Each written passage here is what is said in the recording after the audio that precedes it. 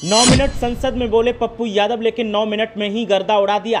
सत्ताधारियों के होश फाख्ता हो गए। निजी आरक्षण और महंगे इलाज पर आज तक ऐसा किसी ने नहीं बोला। पप्पू की स्पीच सुनकर लोग बोले, सांसद हो तो ऐसा हो। शपथ वाले दिन भी पप्पू यादव ने बजाई थी सत्ताधारियों की बैंड और अब एक बार फिर सदन में उड़ा दी धज्जियां, खोल दी सरकार और बजट की पोल।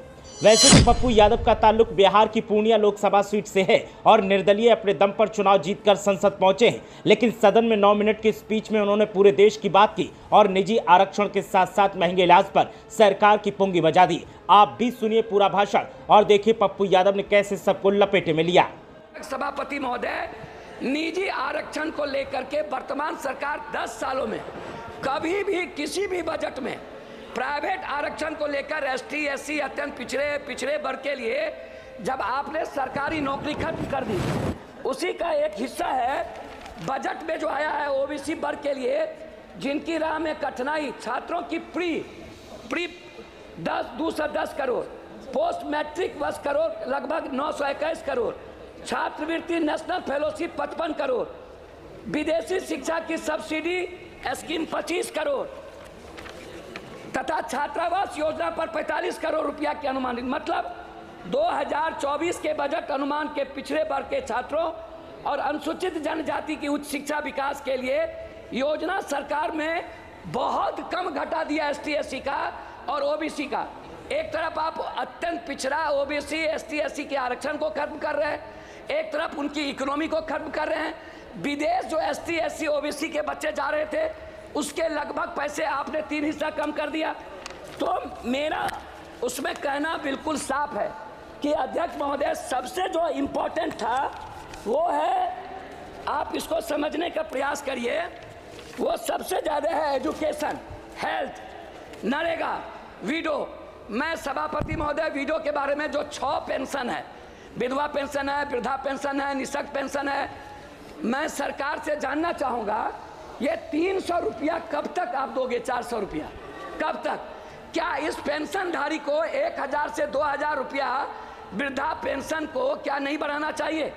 दूसरी चीज, नरेगा जिस पर मजदूर निर्भर है, मनरेगा की स्थिति को आपने कितना कम बजट दिया है, आप इसको देख लीजिए। दूसरा चीज जो हेल्थ सेक्टर है, ग्रामीण स्तर पर जैसे कैंसर है, ब्रेन ट्यूमर है, हार्ट है, जो संक्रमण बीमारी है, जो ओबीसी अत्यंत पिछड़ा दलित वर्ग आर्थिक रूप से वो नहीं कर पा सकता है, तो क्या आपने ऐसी कोई योजना बजट में कि जो ऐसा आयुष्मान तो कहीं है फेल्योर है, तो क्या आप कोई ऐसी योजना जिसमें कैंसर, हार्ट, ब्रेन ट्यूमर, इसका इलाज फ्री और दवाई जो लगातार वृद्धि हो रही है और ग्रामीण स्तर पर किसी भी अस्पताल का जहां डॉक्टर नहीं है, 76 अध्यक्ष महोदय 12 मिनट में 76% लगभग डॉक्टर नहीं है, लगभग टेक्नीशियन और लैब नहीं है, सरकारी अस्पताल कहीं भी दवाई नहीं देता है, गुणवत्ता नहीं है, मेडिकल सिस्टम नहीं है, आप इस पर नहीं कुछ बोले। मेरा सिर्फ आपसे अंत में कहना यह है कि आपने जाति जनगणना, मेरा कहना है कि अध्यक्ष महोदय कि जाति जनगणना के लेकर के आपकी क्या राय है, इस पर आप कभी चर्चा नहीं करते हैं। दूसरी चीज, आरक्षण को लेकर के ओबीसी अत्यंत पिछड़ा जो जेएनयू है, जो बड़े बड़े कॉलेजेस हैं, समाप्त कीजिए, समाप्त कीजिए। मैं बात कर रहा हूँ अध्यक्ष महोदय, मैं अपनी बात सिर्फ करना चाहूँगा। अब मैं बात करूँगा कोसी, सीमांचल, पूर्णिया की।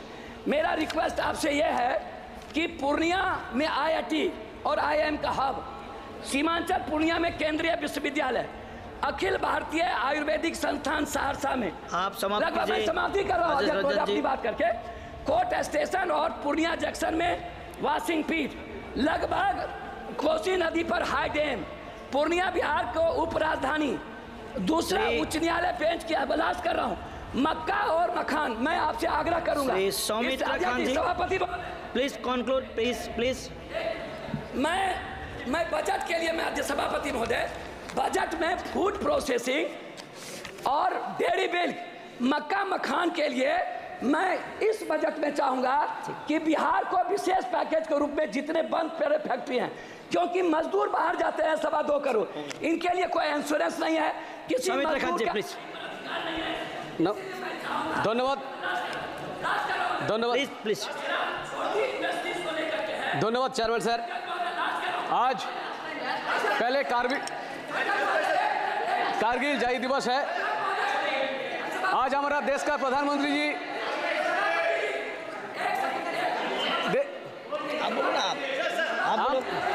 पहले धन्यवाद देना चाहता हूं, जहां देश का प्रधानमंत्री जी हमारा एक सेकंड आप मेरा आग्रह 15 है, सेकंड में बोले 15 सेकंड मेरा आग्रह है अध्यक्ष जी, ये जो आप जैसे आंगनबाड़ी, रसोईया, आज कारगिल जय दिवस, ममता, आशा, नियोजित, संविदा, शिक्षा मित्र, मेरा 2 ही इसमें सबमिशन है।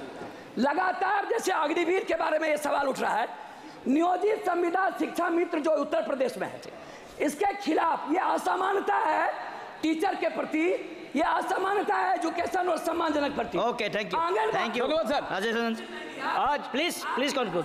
कोई चीज आज नहीं दिया। सौमित्र खान जी प्लीज स्टार्ट सर धन्यवाद प्लीज से नमन करता